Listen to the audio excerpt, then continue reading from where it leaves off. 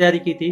मैंने वहाँ पे सोफा वोफा सब लगाया था कि जब एल्विश भाई आएंगे तो वहाँ बगल में बैठेंगे, ये वो फलान ठिकाना। लेकिन जैसे ही वो आए, एक तो अटैक करना शुरू कर दिया, ऊपर से बहुत सारे बंदों के साथ आए।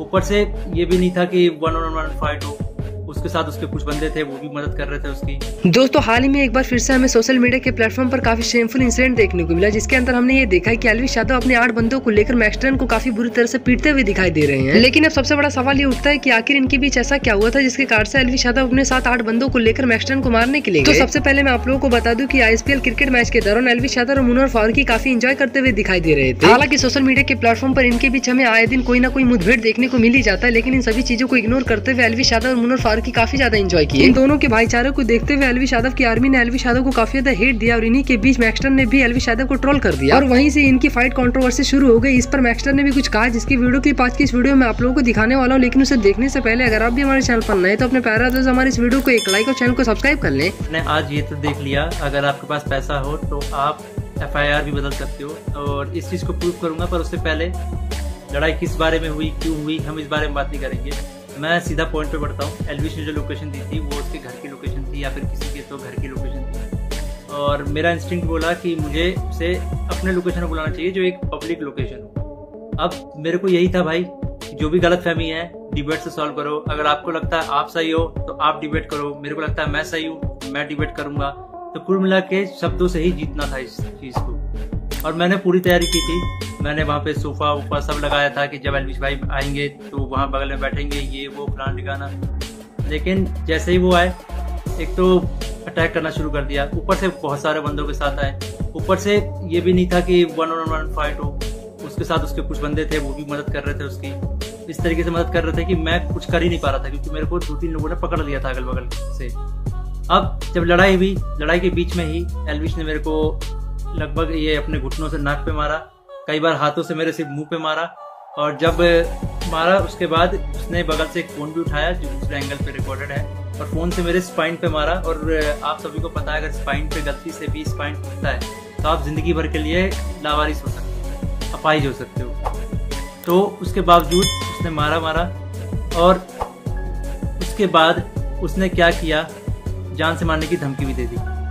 जान से मारने की धमकी 1-2 बार नहीं दी, मल्टीपल टाइम्स दी। कम से कम जितना मुझे पता है 3 बार तो दी ही थी उसने धमकी जान से मारने की, और ऑफ कैमरा भी उसने कई बार जान से मारने की धमकी दी। अब ये सब होने के बाद जब लड़ाई खत्म हो गई तो उसके बाद वो वापस जा रहे थे, तो वो जो बंदे लाया था उनमें से कुछ बंदे मेरे को मतलब होता है ना एक प्यार से धमकाने वाला सीन कि भाई सॉरी बोल दे, क्यों ले रहा है पंगे, ये वो। भाई मैं तो अपने चीजों पे अटल था, मैंने बोला मैं सॉरी तो नहीं बोलूंगा क्योंकि मैंने गलती तो की नहीं है। उसके बाद एल्विश ने भी थोड़ा ट्राई किया था सॉरी बुलवाने के लिए, लेकिन मैंने उसको भी सॉरी नहीं बोला। और ये सब जब हुआ तो शुरू में मेरे को लगा मेरे को सिर्फ यहाँ चोट आई है, क्योंकि मेरे को कहीं पे भी दर्द फील नहीं हो रहा था। तो मेरे को शुरू में सिर्फ यहाँ चोट आई। उसके बाद 1-1.5 घंटे बाद मेरे को यहाँ पे दर्द होना शुरू हुआ, और फिर 2 से 3 घंटे बाद मेरे पूरे स्पाइन में दर्द होना शुरू हुआ। और इस तरीके से हुआ कि मैं सो ही नहीं पाया। सुबह 4 बजे मैंने सोने का ट्राई किया था, मैं दोस्त के घर साकेत गया हुआ था, मैंने सोने का ट्राई किया, अनफॉर्चुनेटली मैं दर्द से सो ही नहीं पाया। उसके बाद हम जब दर्द हो रहा था तो हम गए वहाँ पे मैक्स हॉस्पिटल साकेत थे मेडिकल निकलवाने, तो उन्होंने मना कर दिया विदाउट FIR नहीं होगा। तो मेरा यही था, मेरा दिमाग शॉक में था, FIR हमने की नहीं थी। फिर हमने डिसाइड किया कि दोपहर के 12 बजे के आसपास हम FIR करेंगे लॉज, और उसके बाद मेडिकल करवा लेंगे पुलिस की मदद से ही। तो हम गए FIR करने।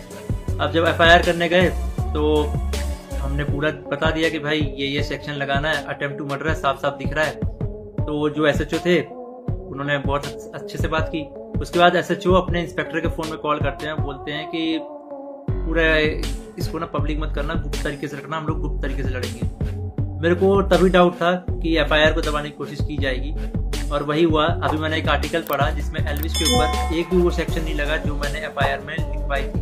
अटेम्प्ट टू मर्डर का एक भी सेक्शन नहीं है उसमें। तो कुल मिला के मैं क्या समझूं, अगर आपके पास पैसा हो तो आप FIR भी बदल सकते हो। मतलब हरियाणा में इस तरीके से गुंडागर्दी चल रही है कि एक बंदा आता है, मारता है, और उसके खिलाफ कोई एक्शन नहीं होता, उसको पुलिस पकड़ के लेके नहीं जाती। यहाँ पे इस बात को 24 घंटे हो चुके हैं, और वो बंदा अभी हंस रहा होगा कि उसको कोई पकड़ के नहीं ले गया, उसको फर्क ही नहीं पड़ा होगा। मैं हरियाणा के CM खट्टर जी से रिक्वेस्ट करना चाहूंगा कि इस गुंडे एल्विश यादव को अरेस्ट करवाओ, इसका बैकग्राउंड बहुत खराब है। जिस तरीके से यूथ को इंस्पायर कर रहा है, वायलेंस को प्रमोट कर रहा है, उससे साफ साफ पता लग रहा है यूथ बहुत गलत वे में मोटिवेट हो रही है इससे, और ये चीज़ बहुत ही खराब है। तो खट्टर जी, मैं इंडिया के कानून पे बहुत भरोसा करता हूँ, लेकिन अगर यहाँ पे नाइंसाफी हुई तो एक तरीके से बहुत सारे लोगों को ये तो समझ में आ जाएगा कि इंडिया का कानून सिर्फ गरीबों के लिए बना है, अमीरों के लिए नहीं बना है। तो मैं नहीं चाहता कि ये कानून भी, ये FIR भी दब जाए, और साफ साफ पता लग रहा है दबाने की कोशिश की जा रही है इस FIR को।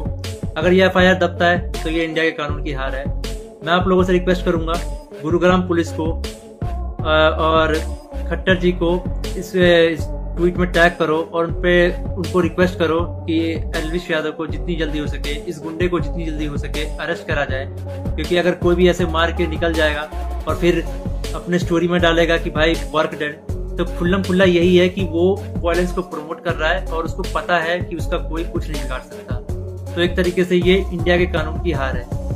तो अभी जो मैं FIR लिखवा के आया था, मुझे उसकी कॉपी भी नहीं मिली और मुझे लगता है मिलेगी भी नहीं।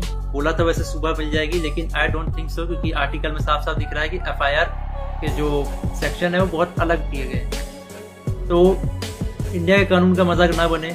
तो आप लोगों से एक आखिरी बार रिक्वेस्ट है, CM खट्टर जी को गुरुग्राम पुलिस के ऊपर टैग से टैग किया जाए, ताकि ये मामले को वो लोग सीरियसली ले। इन द एंड अगर इस बीच में मुझे कुछ भी होता है, मैं तो कोई भी जानलेवा हमला होता है, इसका जिम्मेदार एल्विश यादव होगा, या फिर उसके दोस्त होंगे, या फिर गुरुग्राम पुलिस होगी जिसने मेरे FIR को पूरा का पूरा बदल दिया और पता नहीं क्या FIR लिख दिया। और ये इंडियन कानून की बेइज्जती है, ये तो मैंने देख लिया। कुछ नहीं भाई, अगर तुम्हारे पास पैसा हो तो कुछ भी कर सकते हो, ये तो मैंने देख लिया भाई। दोस्तों, जैसा कि आप लोगों ने वीडियो क्लिप में देखा कि मैक्सटन ने किस तरह से सारी बातें एक्सपोज करते हुए ये बताया कि आखिर उनके साथ क्या क्या हुआ था। सोशल मीडिया के प्लेटफॉर्म पर हमें ये भी देखने को मिल रहा है कि एल्विश यादव को पहले से भी और ज्यादा हेट मिलने लगा, क्योंकि उन्होंने मैक्सटन को मारकर काफी बड़ी गलती कर दी। अब आप लोग मुझे कमेंट सेक्शन में जरूर बताना कि एल्विश यादव ने जो किया वो सही था या नहीं। तो आज के लिए बस इतना ही, मिलते हैं किसी मस्त और मजेदार वीडियो के साथ, तब तक के लिए बाय फ्रेंड्स।